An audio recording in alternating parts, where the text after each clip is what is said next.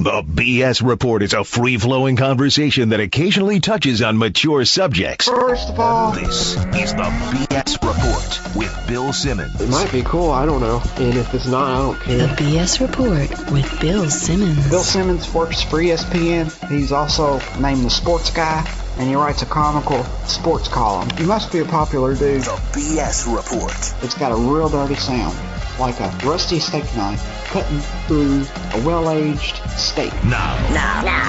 Here's Bill Simmons.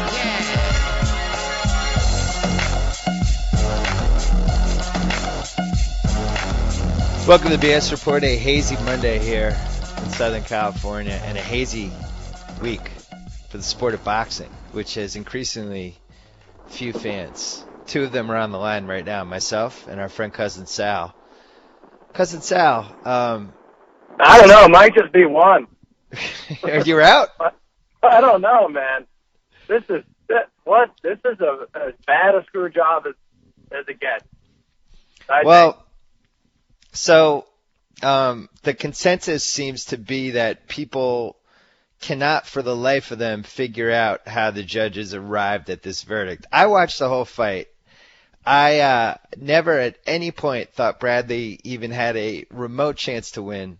I actually felt bad for him in the middle rounds because he just had no power at all. He couldn't keep Pacquiao off him. Pacquiao could do whatever he wanted. Pacquiao was fighting 1 minute per round and dominating. And when they said 115 to 113 with the first card, even though they said Pacquiao won that guy's card, even the 115, I did like a triple take. I'm like, what? How could anyone even say this was 115, 113? Then Bradley wins the second card, and it was like, all right, now something's going on here. And then he wins the fight, and it just was probably the most speechless I think I've ever been after a boxing decision. How about you? Yeah, and I mean, there's nothing like it either. Like everything else you watch, any other sport, the action's right in front of you. But the moment you wait for a judge's decision to tally up what you've already seen, it's a weird thing in general. But and maybe we should talk about the fact that we had money on Pacquiao, which whatever. I mean, that's fine. But I've lost 1,000 bets. God willing, I'll lose 1,000 more. But when you lose a bet, it's like opening a credit card bill and seeing that your wife ran it up on you in the month. You're like, oh man, that just really sucks. But this was like in addition to the bill, the credit card company, like Visa, added a picture of your wife servicing the situation. It's like, oh my God, I can't trust anything now. I mean, it was just awful. Just awful. See, I had it 10-2. When I watched it the first time, I had it 10-2. And then I rewatched it yesterday. Honestly, I had it 10-2, and I was like, only because I felt bad for Bradley. I gave him a couple of close rounds. And then I watched it yesterday. I'm like, all right, let me cool off a little bit. And I gave him every round I possibly could, and I still had it 8-4. Yeah. Did you watch it again yesterday? Yes. You could potentially say he won 4 rounds. I mean, it's tough because watching on TV versus being in person, I know there's just a difference. But even if you gave him every borderline round, I still don't know how you get to 7. That's the part I don't get. It seems like impossible. Like, you can't tell me that Pacquiao only won 5 rounds in that fight. Right. And then, I mean, there's just a lot going on here, but it's never made sense that there were just 3 judges for a boxing match because it can't be that expensive to hire judges, right? I mean, well, I was thinking that too. And then make it 5 judges, or just make them younger or something. I mean, 2 of the judges were like 71 and 74 years old. The other judge is a chick, and whatever. But you know what? This fight was fixed. It doesn't matter if you have 40 judges, 41 judges. Don't you feel it was fixed? Do you think they were paid? Here's another thing I was thinking. All right, so let's say we have 6 judges, right? 6 judges. That's your nice sample size. The 7th judge, they go American Idol style. The public votes. The public gets a vote. One of the 7. That's fine. Even that would make more sense than just having 3 guys ringside. You know, Yeah. I just think Barnwell did a nice piece for us today on Grantland just about the statistical odds of something getting screwed up. And Right. as long as you even add 2 more judges, the odds of this getting screwed up decreases significantly, which is But an important wrinkle. No, I know, but I think we're getting away from the big thing here, which is these judges were paid. And I'm really not much for conspiracy theories. I know they still think Jerry Jones killed Kennedy or whatever, but I think these judges were paid. I don't think you could have 128 title fights. You could judge that many and be off by 7 points in a fight like this. I just don't think it's possible. And I don't think you could give 2 rounds to Bradley, both of which he landed 9 punches, when Pacquiao landed like 27 and 22 and was dominating with power shots. I just don't think it's a screw up. I'm sorry. And when you do the math of what's to come in the next few months, it all makes sense, doesn't it? Well, you know, here's where the fact that we don't have stats during boxing fights really.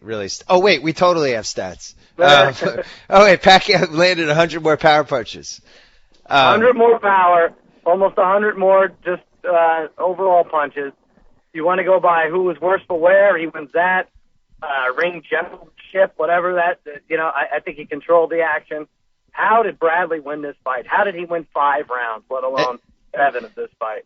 And the only way you could, like, if the 4th round had been reversed and that had been Bradley's big round, and he had it seemed like Pacquiao was gonna, get knocked down there or whatever, then maybe you could say, all right, well, at least Bradley, you can't point to anything Bradley did in this fight other than the fact that Pacquiao backed off the last couple rounds because he had dominated the fight and just didn't want to get caught. Right. And we've seen fights like that. We've seen, there are fights where it's like 7-5, where you have a guy 7-5. Like, I think I had, Holmes over Spinks both times, 7-5, Spinks. And De La Hoya, Trinidad, and, and that stinks. But when it starts getting to 8-4 and 9-3, that's bad. That's just, you want to quit the sport. You want to quit watching. Yeah, and this wasn't like Hagler-Leonard where people, there's cases to be made for, I heard one of the judges was saying how, look, Bradley made Pacquiao look bad. Pacquiao missed a lot of punches. Leonard made Hagler look bad. And that's why I thought Leonard won that fight, because Hagler fought a really bad fight. He kept missing. He just wasn't in control. And Leonard, I felt like, did just enough to steal the fight. Bradley, I didn't feel like Bradley made Pacquiao look bad. Yeah. If anything, it felt like he couldn't inspire Pacquiao to really fight for 3 minutes per round because Pacquiao was so superior to him that it just was no contest. And he couldn't hurt him. None of his punches even seemed to phase Pacquiao even by 1%. I can't remember him getting tagged once. 12 rounds. He was never in trouble, Pacquiao. And I know you judge fights round by round, but at the end, if you ask, was he ever in trouble? No way, not even close. I just, look, we could analyze it, or we could just agree. What percent do you think the judges were paid off? I put it at 100. I'm telling you. Well, if you're talking conspiracy, then you need to have a smoking gun for the conspiracy. There needs to be a reason that they would have done this. And in this case, it seems like there would be 2 possible reasons. One is that gamblers got involved and convinced 2 of the judges to vote for Bradley. The odds did move down in Vegas for whatever reason. I mean, that could be a coincidence, whatever. The other reason is because he had signed with Top Rank. Rafe Bartholomew, covered this theory in his column today. Bradley had signed with Top Rank. They had a November pay-per-view for Pacquiao. If it was Bradley versus Pacquiao, the sequel, then Top Rank controls, both fighters in that fight. They get all the money versus having to go outside the circle, deal with another promotion or whatever. That's a pretty compelling reason to kind of fix a fight, I think. Well, two things happened that I don't think I've ever seen before. One is the winning boxer asked if he won the fight, said, I don't know, I'm going to have to check the tape. When have you ever even heard anything resembling? They're like, yeah, I won the fight. Just watch it. The judges made the right call. This is all sour grapes, That's what they say. They don't say, I don't know. Let me look it over. I have to think about it a little more. Secondly, how does he have the rematch date in recollection so far in front of his brain? Like, what professional wrestlers aren't trained to have the rematch date instilled in their brain as much as Timothy Bradley was. Like, it all seemed so set up for this, and really, like, it does. And people are like, well, this makes the Mayweather fight, it takes some luster off it. I don't think so. I mean, they weren't fighting in November anyway. They might not fight ever. And, if Pacquiao goes out there and knocks the crap out of Bradley in November like he should, then, I don't think anyone's going to be, there's going to be just as many people wanting to see Mayweather-Pacquiao as there are now, or 2 weeks ago. We can both agree that it's weird that the odds dropped this much for Bradley. Yeah. We talked about it. We talked about it the night before. We were talking that it had drifted down to Pacquiao minus 400. Neither of us could understand it. The main thing, the red flag for me with Bradley was that he had 28 fights, only 12 knockouts. Right. So when you have that few knockouts, because you figure like your first half of your career when you're rising up, you're fighting a bunch of tomato cans. You haven't even knocked out 50% of your guys. That means you have no power whatsoever. And that's what we saw in that fight. And I just don't think you're going to beat Pacquiao under any circumstances if you don't have power. So it was weird to me that Pacquiao was 4-1. Now I'm looking at Pacquiao's when was the last time Pacquiao fought a great fight? Well, where he was great or the fight was great? Yeah, where he was great. Where he was great. When he knocked out Hatton, I don't know. Was there one after that, or I'm not sure. That might have been the one. It might have been like 4 years ago. I mean, maybe people were in on this whole Pacquiao thing. Maybe Pacquiao isn't the same guy that he was. No, he probably isn't. I mean, I think he could have knocked him out in a couple of those rounds, but he won that fight. That's all you have to do. You only have to beat who's in front of you, right? Well, let me ask you this. Is it possible Pacquiao was a knowing conspirator in this thing and that he knew that whatever happened, he wasn't going to win the fight? Well, I think that's less likely. And, I was thinking that in the beginning because he wasn't as pissed off as you or I or anyone watching that fight was, and that's always like, what are you doing? Get mad, get angry. You're about, like when a guy's about to be accused of murder and you didn't do it, stand up in the courtroom and scream a little bit, Right. And then I think it hits them. It's like, well, I'm going to make $50. I feel like I was undefeated anyway. I'm going to make $50 million in the rematch. So, right. But I don't think he was in on it. Yeah. He's going to make $50 million fighting a guy that he knows he's superior to.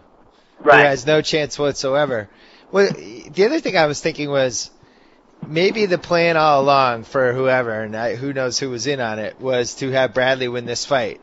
And that they assumed that with the styles, that it was going to be at least close enough that we'd have maybe a Leonard Hagler scenario where it was just close enough you could have made the case for Bradley. But then Bradley gets hurt in the fourth round. Yeah. He sprains his ankle and fractures his foot. And from that point on, no threat whatsoever to Pacquiao, who then beats him up for the next 3-4 rounds and then takes the last couple off. Bradley that injury kind of screwed that up because now it wasn't a close fight, and then they're like, oh crap. Now if you're assuming this is a conspiracy, oh crap, what do we do? Do we still go through with it? There's no way people will buy it now. Screw it, let's do it anyway. And at the very least, what would have happened if Pacquiao won one card and then the other two judges ruled that it was a draw? Then it's a draw, right? Draw majority decision? We would have gotten some of our parlay money back, that's for sure. Yeah, draw a majority decision. Yeah, I was looking at. That's the amazing thing to me is that they didn't just say let's do it a draw. Right. All right. Well, two of us will do a draw, and that way it won't be that suspicious. Yeah, not as suspicious, but not as enticing now to watch the rematch. And by the way, that is the worst part of this whole thing is that I'm buying the rematch, and so are you. Oh my God. Well, maybe, yeah, you are.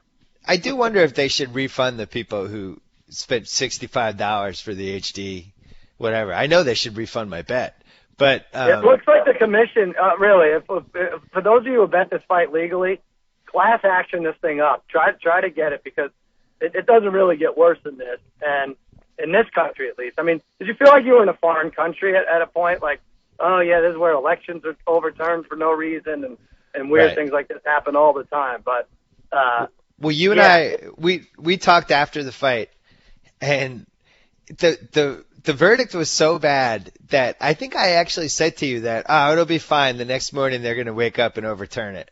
Yeah, you Now, did. yeah, that didn't happen. There was no overturning at all. They're showing no remorse to the boxing commission or whoever.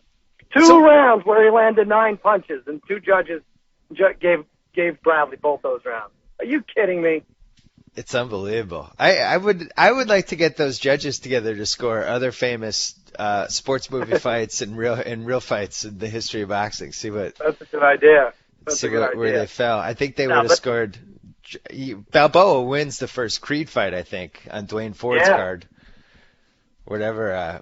So one of those judges was 74 years old. I think the one who had it, 174, 171. I think the one who had Pacquiao winning 115, 113 was 74.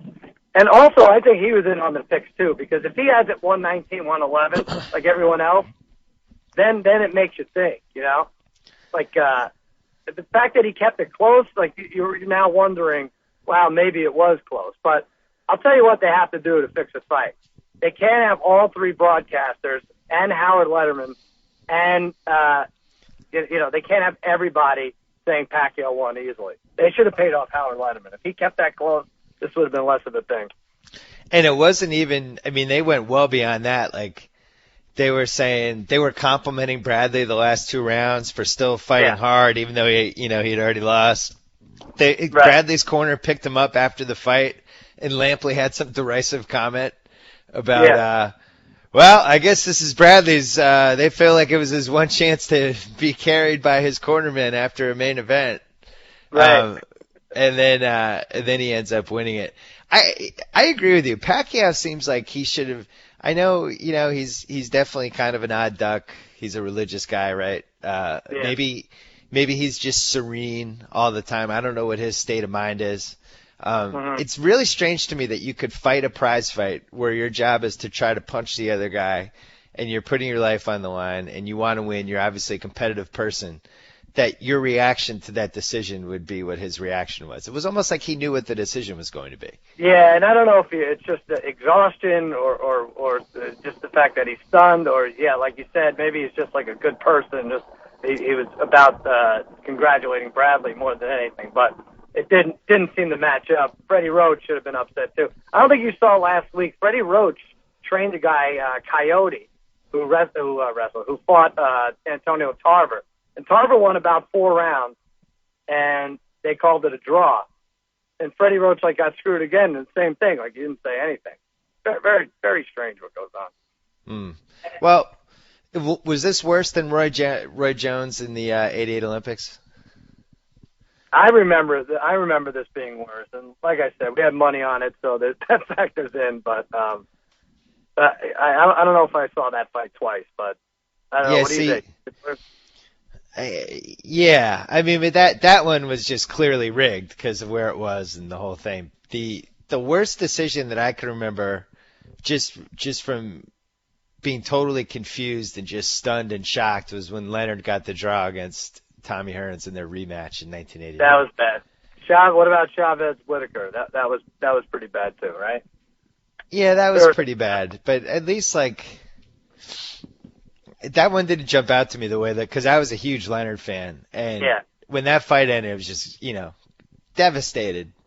Leonard had lost. Hearns, because the Hearns Leonard fight, the original fight, was one of my favorite fights ever. I was so mad that Hearns kind of had flipped the script on him, and then when he got the draw, even I was horrified. I was a Leonard fan.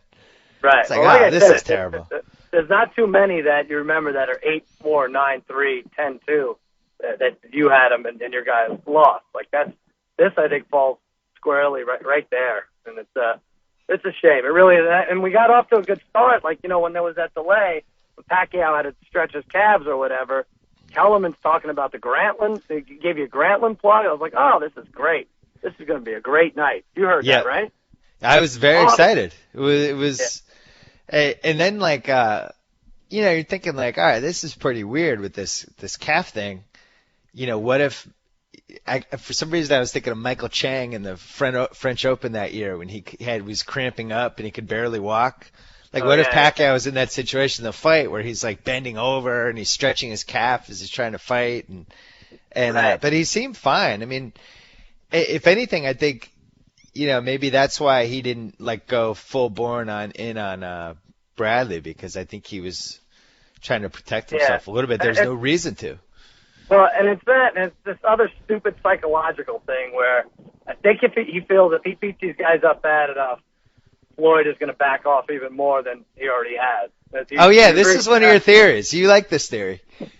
Yeah, I think so. I mean, why else would he want to hang around with these guys where he's got them stumbling and, they're fighting on broken feet and everything, like, put them away. But I think some of these guys purposely don't show off because, ironically, they're less marketable if they win. Yeah, and that's a really good point about Pacquiao. Like, if this is somebody, in the HBO telecast, they were talking about this is the fighter in the 12th round. They're just gushing, and this is the fighter of our generation. Last 8 rounds of that fight, he's fighting a guy with no power, has a fractured foot. Yeah. And doesn't knock him out. Or doesn't knock him down, isn't relentless. The guy was clearly fighting differently after the foot thing happened. And we talked about it. If Pacquiao had knocked him down in one of those rounds, in one of the 6 rounds, he could have knocked him down. And I thought he still loses by a point on 2 of the judges' cards. Right. It would have been 115-114. Right. So, I think Pacquiao. I think he takes a big hit regardless, just because. Mayweather was so brilliant in his last fight, and just in general, I used to think Pacquiao could beat Mayweather, and about a year ago that started to shift for me, and now I just think Mayweather. I think he beats Pacquiao easily. I think he's slicker. I think he's bigger. That's the kind of guy you think would beat Pacquiao. I always thought would be. But I also think this would be an unsatisfying fight anyway.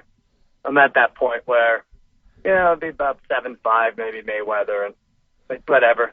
Neither one of them went for it. I just think it would be hype. While we're talking about conspiracies that could never be proven,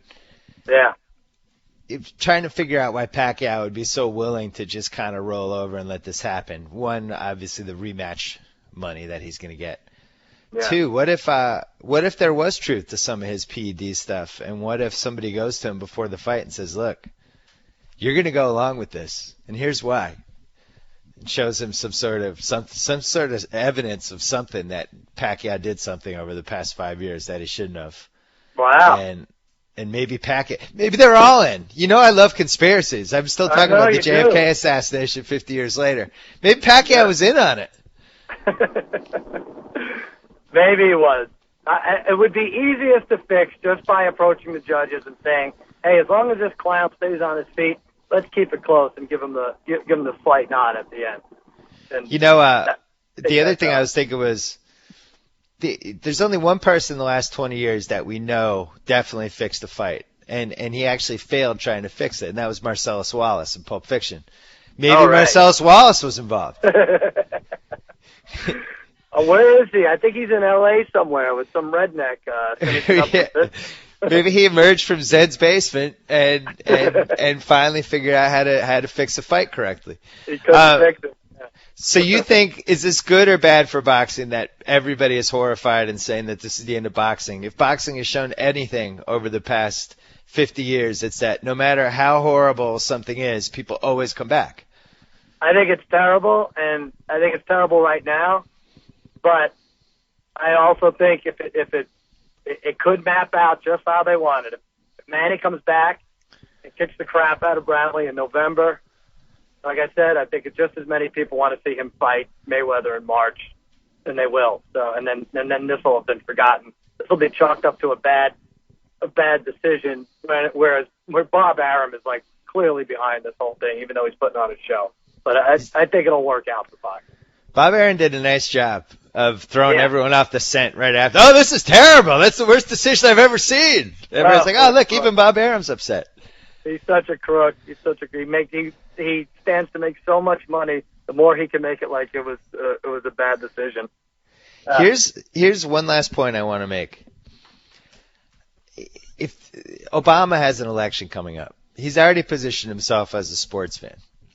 Mm-hmm. There is no better time for him to get involved with sports in a real presidential way than right now. And for him to come out and say, you know what, I'm a boxing fan, I'm a sports fan, that was horrible. I don't know what's going on with boxing now, but boxing is just a broken sport. It's corrupt. I don't trust anybody. It needs somebody in charge. I am making this my mission to come up with somebody who's appointed to boxing who will try to fix this sport because it's broken. Everybody will be like, Obama, yeah! I'm with you. Right? Absolutely. Absolutely. What, I mean, first of all, it's a great idea anyway for him to do that. Second of all, with the election coming up, kind of a cool way to connect with sports fans a little bit. Like, that's the guy who's trying to fix boxing. Maybe I'll vote for him again. Well, how is it? It's definitely not a negative to put something like that on your platform. No. You know? No, I mean, Obama, if he was smart, would try to position somebody to not just try to fix boxing, but, you know, get involved with concussions. You know, basically my old joke about hiring a sports czar. You actually do it. You hire a sports czar. This guy's in charge of these different things that are, you know, the real problems with sports right now, and that's the guy who's appointed to try to help it. I agree. And you know what? It goes hand in hand with his health care plan because I almost had a stroke listening to that decision, and I know you almost did too. So. Well, you know, last thing, the biggest loss of that night, other than our in our wallets, was Larry Merchant not being involved, because I really think Larry Merchant would have totally snapped, and it would have been like Michael Douglas in Falling Down, where he just goes into the ring and he tries to punch Bob Arum, and I just think he would have lost his mind. I missed him for sure. He would have been good. He would have been good. We had it was a terrible sports weekend, right? It was like, I mean, you had obviously the Celtics, Red Sox getting swept, Mets getting swept. I mean, and then this, and we just need football to roll back around again. Well, Saturday on paper had so much promise. You had this horse going for the Triple Crown. Horse gets hurt. You had potentially the Kings winning the Stanley Cup. Now, I guess the fact that the Devils won was good, but if there was ever a game to go into like triple overtime until 2 a.m, it was that game. You know, just for a fun standpoint. Then the Celtics Heat had so much promise, and then the Celtics just went ice cold last 8 minutes. Yeah. You know, and all right. Well, that's sad, but let's switch gears and let's give out a winner. For once in our lives, let's give out a winner on this podcast.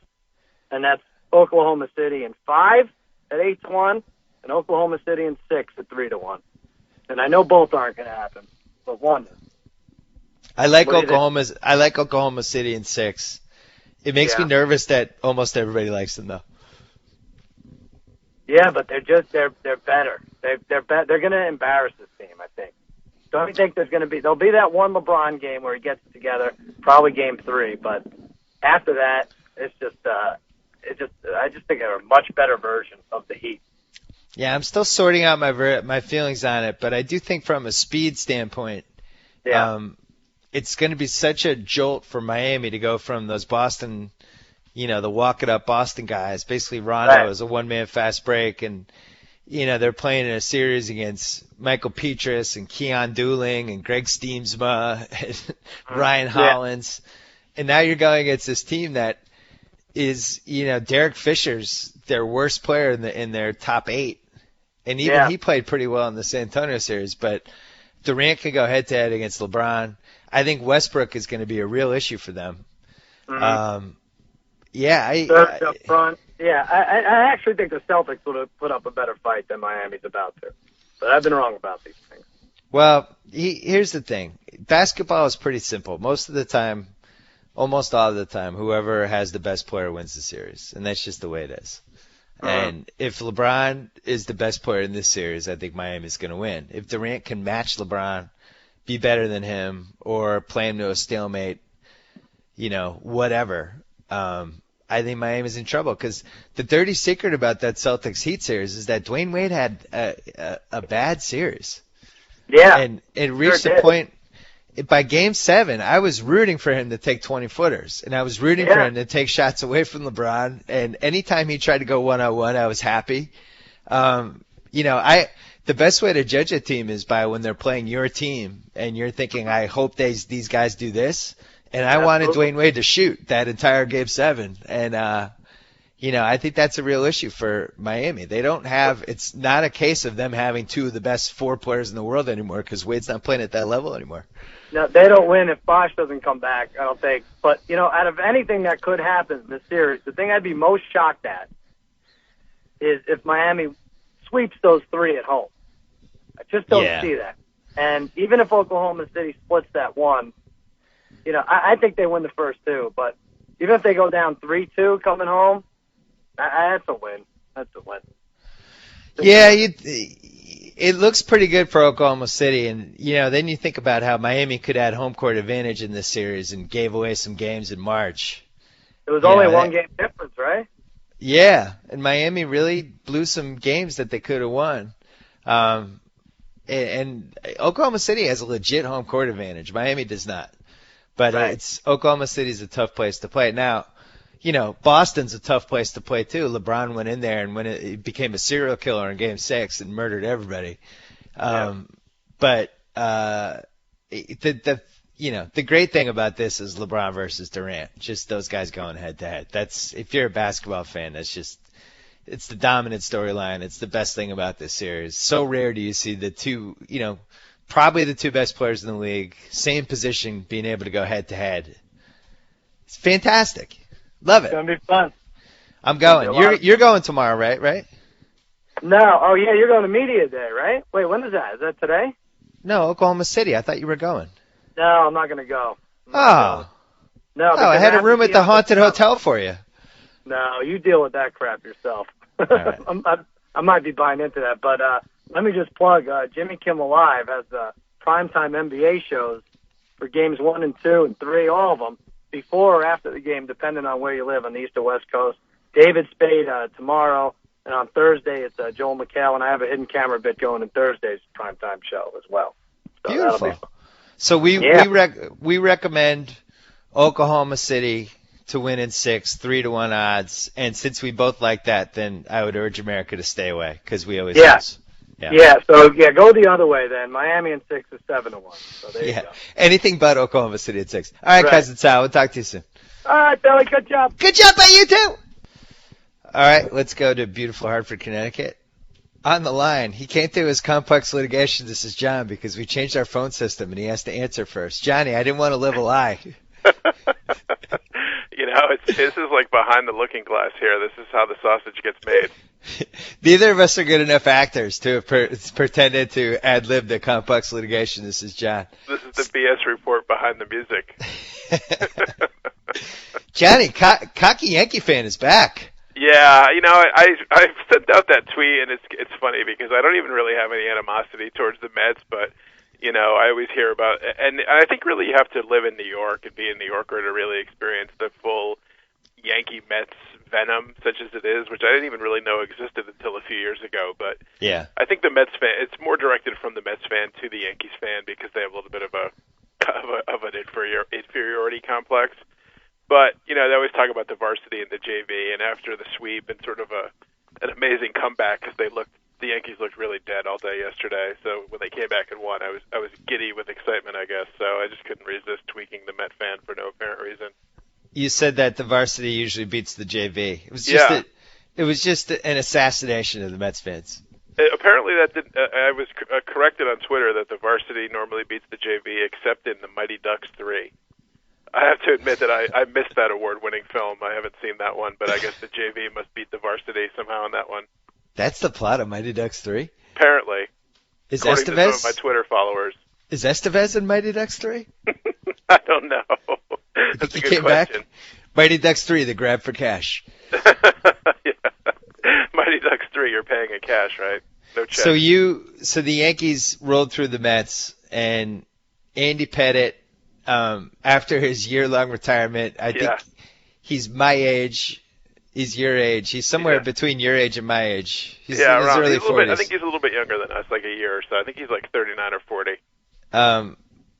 best friends with Roger Clemens, who's currently serving a perjury HGH trial in which he admitted that his wife tried HGH, but as my buddy Hedge said, the person who had more to gain from HGH in the Clemens family than anybody, the guy who pitches and plays professional baseball for a living and makes $20 million a year, depending on how fast he throws a pitch. Yes. Somehow he decided to abstain from the HGH use, but his wife was right in there. Yeah, his wife and his best friend were using it, but he stayed away. Yeah, he stayed away. Not for me, thanks. He lived vicariously through them. That's right. That's right. But back to Pettit, though. Yeah. I don't want to say he's been lights out, but the lights are pretty dim. Like you can barely see in the room. It's true. I mean, it's incredible because when I heard he was coming back on the opening day, I think it was the second day of the NCAA tournament, and I was leaving work to go watch the games with my buddies, and it was breaking news on the radio, and I was like, I didn't know quite what to think because at that time the Yankees didn't seem to need starting pitching. Turned out he's been a savior, but who knew that at the time? But I mean, when a guy sits out for a year, you don't know what he's going to get. I mean, what you're going to get from him, and I wasn't really expecting much. And he's been just phenomenal. And it's not like you can claim it's a steroid thing because he's not throwing 95 miles an hour out of the blue. I mean, he's been reincarnated as Jamie Moyer, as a crafty lefty, changing speeds, changing arm angles, and just mixing it up. But he's made guys look silly. It's been great. And you figure Michael Pineda out for the year. Phil Hughes can up and down. Is that fair? Yeah, he's improved. He's improved lately. He's had a couple good starts in a row, knock on wood. But he's definitely improved. But you don't know what you're going to get out of him. He's not like a frontline lockdown starter, certainly.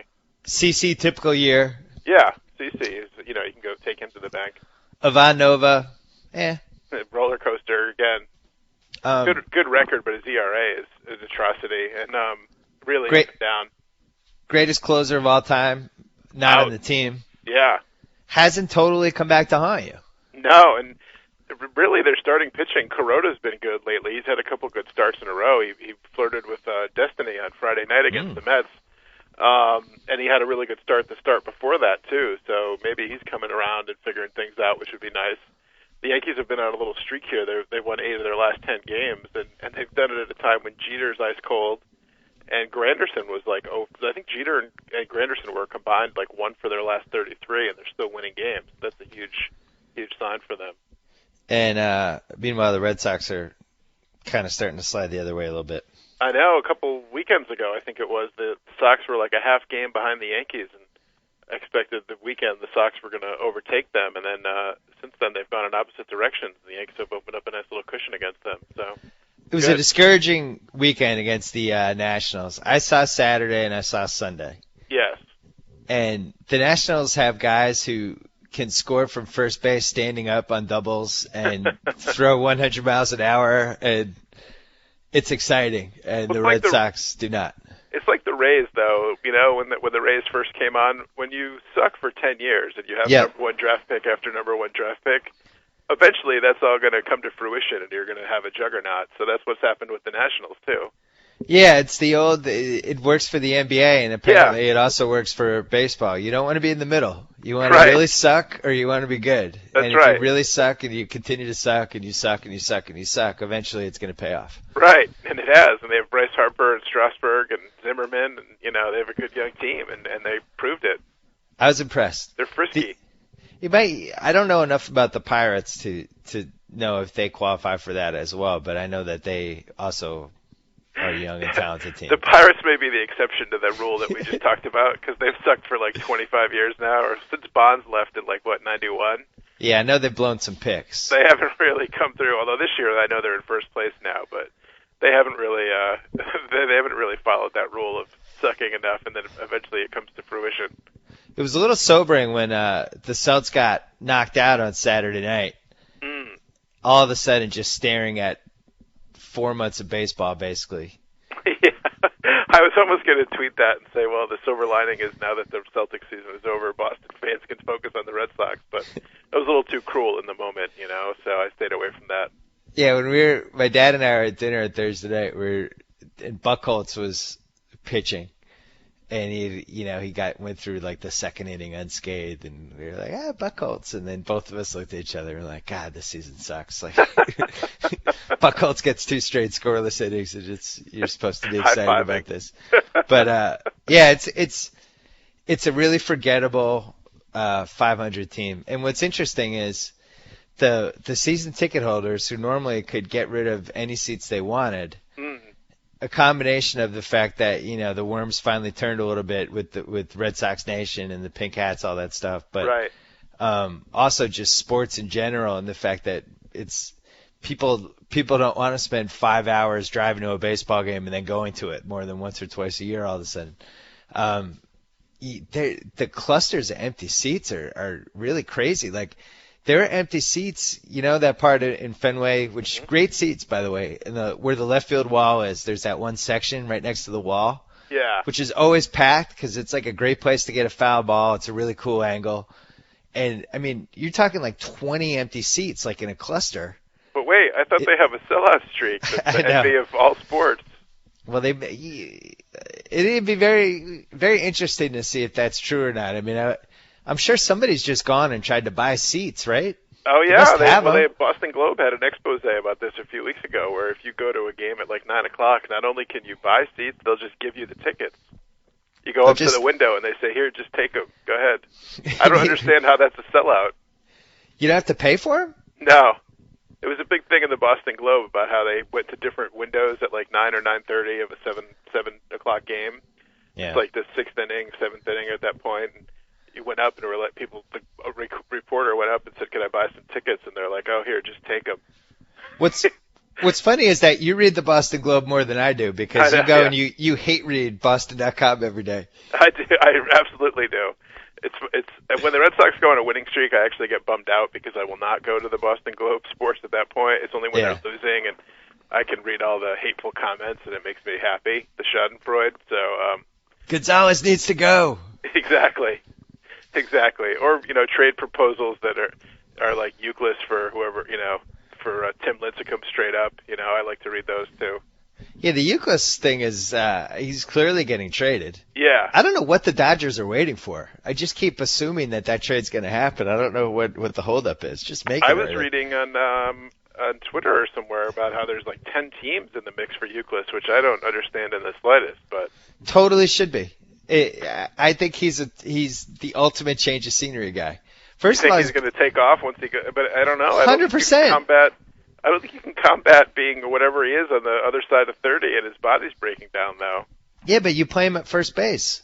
Well, that'll help things, but I mean, I know he's an OBP guy, but I'm not sure he's got any bat left when he actually has to swing and try to make contact. Well, I mean, that's an issue, obviously. Yeah, a little bit. Yeah, maybe the 686 OPS isn't enticing. I could see that.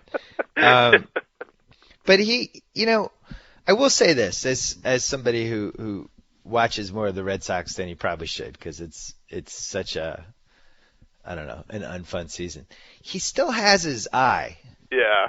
Like even yesterday, he was down 1-2. He squeaked out a walk in the 9th inning. Like he can still work a pitcher and work a pitch count and all that. I think he's bummed out. I think my personal theory, I don't know for sure either way, but I think that whole clubhouse thinks he was the mole for some of that fried chicken and beer stuff or whatever. And I think it's just a weird thing. He's playing out of position. I think his body's starting to break down a little. I think it sucks to play in Boston, especially when you're on a 500 team like this. Yeah. And I think he needs a change of scenery.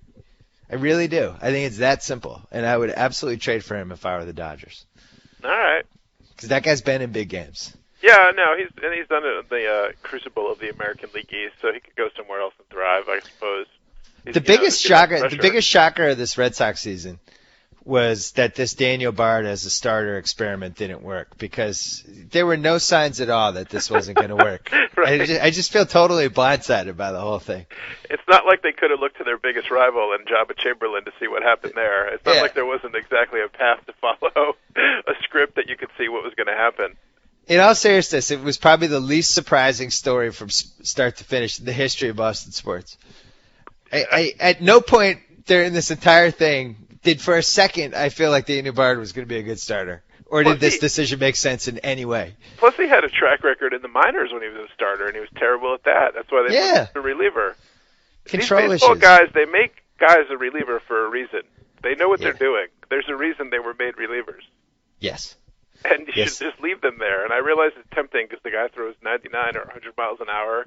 Oh, my God, wouldn't it be great if he could do that over 8 innings instead of 1 inning? But it just doesn't work out that way. Some guys are made to be relievers. Yeah, Chavez should have been a reliever. Bard should have been a reliever. And some guys are not made to be closers, as Alfredo Aceves has proved. That too, exactly. He's meant And to be a guy who especially- comes in the 5th inning and throws 3 innings and saves your game when you're down 5-4, and you look Right. back and you're like, oh, those are 3 great innings Alfredo threw. Right. Yeah. But, I mean, and especially when you don't re-sign Papelbon and everybody says, oh, well, okay, now we're going to make Bard the closer. It all made perfect sense. Well, they must have known. I guess. They must have known that whatever was going on with Bard was... And now he's a complete basket case. I mean, he went down to the in Pawtucket, the minor leagues, and he hit like one of the first guys he faced, walked like 3 guys in the first inning or something. So now he's like completely lost, you know? Steve I was Trout. enjoying that Bard and Mark Melanson were both in Pawtucket at the same time for about 48 hours before Melanson got hooked. But I mean, not a good sign for if you had told us in March that those guys would be on Pawtucket and it wouldn't be injury rehab, Yeah. you probably could have guessed that the team was going to go 500 this year. That's true. 2 big off-season, moves for their bullpen and starter. Yeah, that's not good. I think, I don't know what the deal is with, because I think the Celtics definitely, took precedence because it was such a likable Celtics team. Now that the Celtics are out of it and we have, I don't know, probably like about 2 months before people really start talking about football. They're getting a little break from the Olympics, but Yeah. for the next 5 weeks, it's going to be very intense dissection of this Red Sox team and the fan base and why do they keep pretending there's a sellout streak when there's not, and is Adrian Gonzalez, is this one of the worst contracts? Like, there's all of those things are now going to become All the focus much is on bigger. them. Yeah, Yeah. there's no Bruins, there's no Celtics anymore, right? Because I don't think who the Celtics are going to take with the 21st and 22nd pick in the June draft is really going to capture the New England region. No, probably not so much. Is Well- a little part of you, speaking of the Celtics, a little part of you happy that you didn't have to disown Kevin Durant? That you didn't have to choose between the Celtics and Kevin Durant? Oh, stop it. That never would have been a choice. Little part of you is just happy about that, like having to choose like which one of your kids is your favorite. I would have loved to have rooted against Kevin. It would have been an honor to root against such a terrific player. But now you don't have to make that choice. You can proudly wear your Durant jersey and root for them against the Heat. I assume you're rooting for Durant Durant jersey. against the Heat. I'm just kidding. The Seattle thing is really tough for this Yeah. series. I really feel terrible for the people in Seattle. I just think Yeah, this it's got to is. be brutal. You knew this day was coming. There was no question that Oklahoma City was going to make it. But now that we're actually here, Yeah. and they're the favorites, and it's just a bummer. It was like people tell me the Carolina Hurricanes won a Stanley Cup, but I don't believe that because I don't think that ever happened. Yeah, So it's not great. No.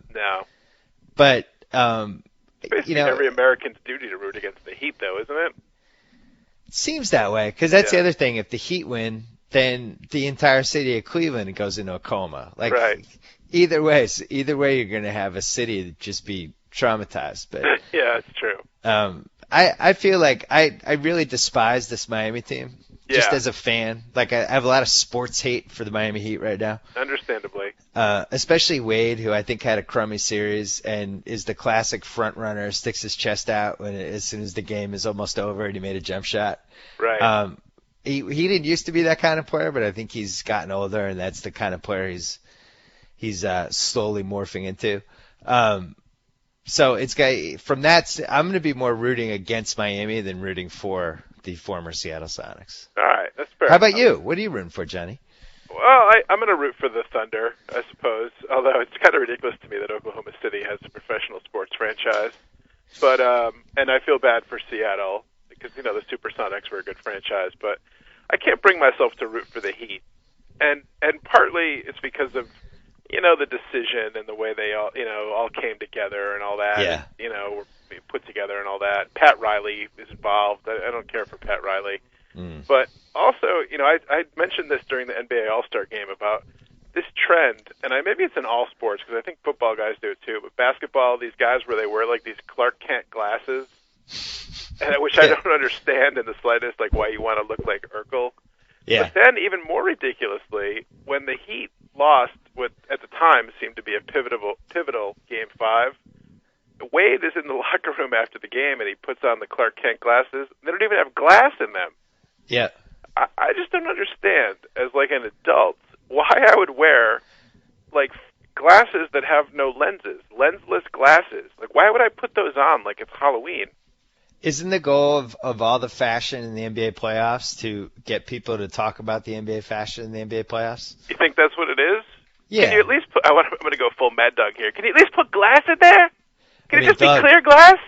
Doug, they had no glasses in those lenses. I mean, that just seems to be so asinine. Doug, why would you get glasses? They don't have lenses. I don't get it.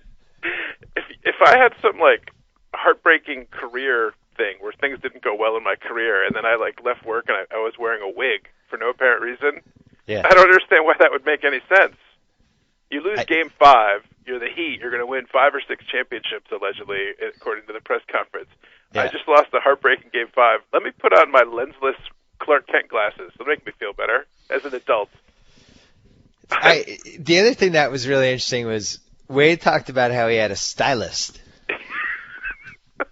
God. For the press conferences, he has somebody that I forget they were talking about in one of the games. So the stylist sends all of Dwayne's outfits for that series. So he's like, here are the 6 things you're going to wear during the press conferences, Dwayne.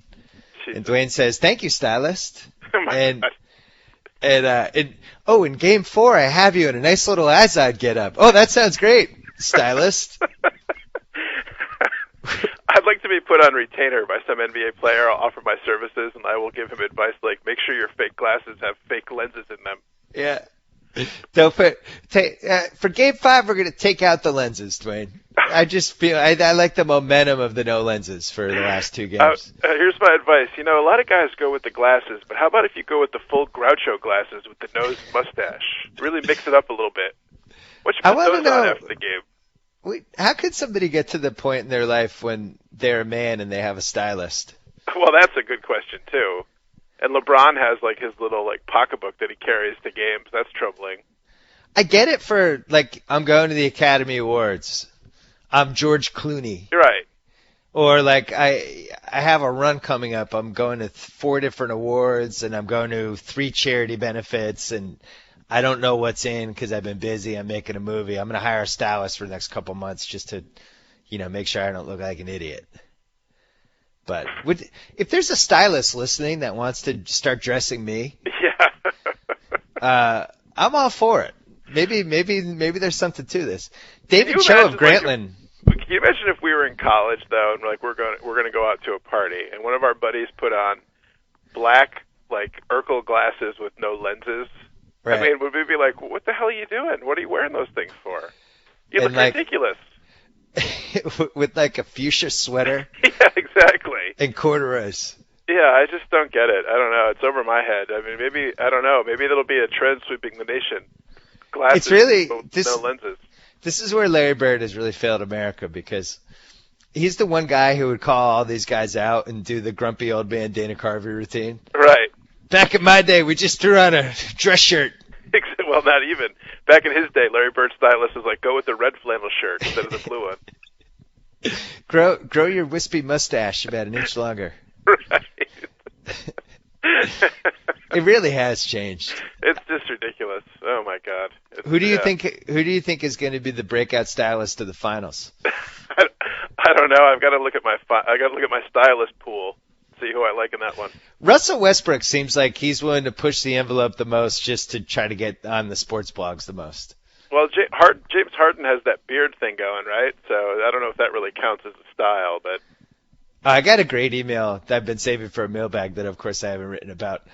Somebody theorizing that if James Harden's beard wasn't real, wow, and it came off during a game, would that be the greatest moment in the history of YouTube? it would be up there. Can you imagine if it came off Turned out he couldn't grow one. He was like Dustin Brown on the Kings. He could barely put together 10 whiskers. That would be pretty good. I don't totally understand the beard thing. I would think it would be uncomfortable. Like you're hot and sweaty, and it would be itchy. That would drive me nuts. I think when you live in Oklahoma City, you just kind of lose your mind. Yeah, there's not a lot to do, I imagine. So. Yeah, I think these guys, they smell the Purina. I'm just curious if we've angered in this podcast. We've angered stylists in Oklahoma City, so that's fine. That's good. I like Oklahoma City. I went there 18 months ago. It was awesome. It was a great place. It was like very throwback, old school, cool place to see a basketball game. I just wonder if I'm James Harden. Yeah. What I would do there after living there for 3-4 years. I guess those guys are just used to it. Yeah, I guess so. I don't even know like what the nearest big city is to Oklahoma City. Like, is it close to Dallas? I don't know. Yeah. I don't know. But I know that it would certainly be a little different to play out here. Like I know when they stayed in LA when they were playing the Lakers that they stayed on the beach. Nice. And I can imagine, like, if I'm on that team and I went from living in Oklahoma City to all of a sudden I'm in this hotel that, on the beach, you must start thinking, like, counting down your free agency, at least in your head a little bit. You're choosing at that point between titles and I think that's why Lamar Odom went crazy. Yeah, because he got sent from L.A. to Dallas. I think Lamar Odom needs the Pacific Ocean. He's almost like one of those superheroes that he needs certain elements. Yeah, he needs the smell of the ocean or something. Yeah. Anyway, all right, we're rambling. Last thing, Mad Men. Yeah. I was a little underwhelmed by the finale. Spoiler alert. So we're going to end the podcast with Johnny right after this quick Mad Men thing. So if you haven't watched Mad Men yet, just turn off the podcast because you're not going to miss anything. I was underwhelmed as well. And I think maybe the reason I was underwhelmed is because the 2 episodes leading up to the finale were so good. Yeah. With Peggy leaving and then with Lane committing suicide. So those were like blockbuster episodes. Yeah. And so well done. That I think in my mind I had built it up that, my God, if they've done these 2 like leading up to the finale is going to be like explosive, Yeah. And it wasn't. It was in that sense it was kind of like I kept waiting for something explosive to happen. But I think that maybe they had sort of like exploded early, so to speak. It's a premature. Who among us has it? That happened a couple episodes before the finale, It was a premature showrunner ejaculation. Exactly. I think Matthew Weiner there, he was like, wow, 2 great ones. Wait, I mean, how do you top yourself for the season finale? And he's like, you know what? I'm going to kind of mail in the season finale, but it's going to end with the hint of Don Draper banging women again. Exactly. And everybody's going to be fine with it. Exactly. Everybody's going to be all in as soon as Don Draper gets that look on his face. I know. I chuckled for like a good 2 minutes after it was over because Ham was so good. The look on his face when he turned to look at her was brilliant. Yeah. So we think he liked Megan because Megan was just this awesome, supportive, relatively modern, classy woman who just really loved to please him. Right. And just wanted to fill in all the blanks in Don Draper's life. Right. So he marries her. They move to this awesome apartment. And then things start to shift. And all of a sudden she wants to be an actress. And she's not that interested in filling in the blanks for Don Draper anymore. And I think the thing he loved about her the most was not just that she filled in all the blanks in every other aspect of his life, but also in work too. Like they could work together, and she hit it out of the park with the pitch that they had to do for the product. And he was like, "Oh my God, she's like this perfect wife, and she's into advertising as I am." And then she like yanked the rug out from under him because he keeps throwing back in her face about how she hates advertising. And I can't believe you want to be in a commercial because you hate advertising. Yeah, she really blindsided him with that, and now she's like, wants to be an actress. And so he's like, I've been a good husband, and I was, going to be there for her, but now that she's left me, throwing my hat back in the ring in a big way. I fully support it. Absolutely. Do you think, Don Draper? Yeah, the ending was great in the bar with the look on his face. He takes the drag on the cigarette. Oh my God, he's fabulous. I think the season finale is going to become underrated because I also loved every scene with Roger Sterling and the French mom. Oh yeah, that was great. Even at the end when Roger's like naked with the whole city in front of him looking out the window, that was fantastic too. I think that the scenes that really fell short for me, and it almost went one scene too long, was the Pete Campbell. Yeah. And I think he just I think you get out of that. Like I know how to do a TV show, but I think you just get out of there with Pete Campbell sitting down and then realizing that the girl has no idea who he is. I didn't need him to then do the whole 3-minute summary of his friend who, Right, and it was like too blatant. I thought that was too blatant. I agree with Alan Sepinwall. That was too blatant. The tooth metaphor was like, really, all right, we get it. He's got a tooth, and it's a metaphor for all the bad things in his life that needs to be pulled. Right. I don't know. It wasn't on the level, I didn't feel like, of the other ones from an intellectual standpoint.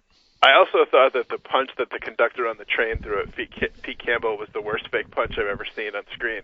Yeah, I'm going to call Pete Campbell for flopping. I think it was a total flop, and I wonder if they were just like, it was the end of the day, and they're like, close enough, print it. But I think it was like they could have gone one more take where the guy sold it a little more. We're having a battery issue. Is it all right if we run with that one? Yeah, exactly. The conductor, I didn't believe the punch. I didn't believe it knock him down. It just was pretty pseudo to me. And then the other one was, the girl Pete loved, the girl from the Gilmore Girls. Yeah. Who, this was her breakout as an adult dramatic actress, I guess. Right. She just wasn't that good. But was not very pretty, but not a strong character. I didn't feel like, or not a strong performance. I just was never really sold on that whole storyline. No, and then he instantly fell head over heels in love with her immediately, and I don't know. Do you think my favorite part of the whole season was when Lane threw out the bikini thing at Joan? Yeah. Totally underrated, and it's been lost in the shuffle of a great season. Right. Lane was like, "I'm going to kill myself anyway. I might as well give this a run." Drunken blaze of glory. I also like that they had so much fun with how bad of a car Jaguar was back in the day. Great. It wouldn't even start when he tried to kill himself with it. Because that was like a joke for 30 years. Don't ever get a Jaguar. It'll always break down. And it's stuff supposed to come with a screwdriver because you're going to need it. Yeah. So it ended in 1967. Yeah. Which leads me to believe that maybe they come back it could be 68 with Bobby Kennedy. Yeah. Or it could be 69, like the moon landing and when I think was Woodstock 69? It was, right? Yep. Maybe you come back that summer. It'll be interesting to see when it starts. Now, when's it going to be on? Or is it going to be like another 3 years before it's on again, or? No, because they came it'll be a year. Settled their issues or whatever. And then what do you do about Draper's sideburns? Like once you move into the 70s, that's going to be a very important decision. Absolutely. Well, he's a man of his time, though. He just may become like anachronism, so he doesn't quite fit in with the fashions of the day. He doesn't have a stylist, Don Draper. I didn't tell you this, but my wife and I have started watching Game of Thrones. Really? 7 episodes in. It's excellent. Have you been watching Justified? No, that's next. Have you watched Game of Thrones, Johnny? No, it's like, come on, it's like Dungeons and Dragons. Johnny? I should step in with Game of Thrones? As a longtime fan of the days when women looked like women, pre-implants? Yeah, I should step in. Just for that reason alone, you might want to step in. All right, I'll look for it on demand then. I would watch. Was it on HBO? Yeah, they're all on demand right now. I would watch the first 2. It's confusing. There's a lot of characters. You'll immediately like the perverted little guy. Okay. But yeah, I would go first 2 and just force yourself to watch the first 2. I've never been like a Lord of the Rings. I've never seen the Lord of the Rings. I never played Dungeons and Dragons. I was never into any of that stuff. So that's You're not preaching really to the choir, Johnny. What's that? You're preaching to the choir. I don't like True. the forest. I don't like, as I've said on the podcast, I don't like to go in the forest. Exactly. If the forest is involved, I'm out. Yeah, I don't want to be alive in the Middle Ages. I'm happy to be alive where I am now. I don't want to be a knight. Listen, I've known you since 1988. You took it personally when I talked about the longest relationships in my life on Twitter that you weren't one of them. Yes. But I had not included friends or immediate family for that. I guarantee you like Game of Thrones. And and I'd like to thank Mark Lasanti and Andy Greenwald and all the other people at Grantland who basically made me feel like a total loser until I started watching it. All right, I'll check it out. I'll give it a shot. Worst case scenario, there's a lot of nudity. Well, that's never a bad scenario. So, come for the breast, stay for the dragons. All right, Johnny. We will talk to you a little bit later in the month when sounds good. when I'm staring at a 500 Red Sox season and getting increasingly depressed. I look forward to it. All right. All right, see ya. Bye-bye. So I get to sign off. Whoa! Thank you for downloading the BS Report with Bill Simmons. Too much fun. Check out more podcasts at the iTunes Music Store or at Pod Center at ESPNradio.com. Peace out.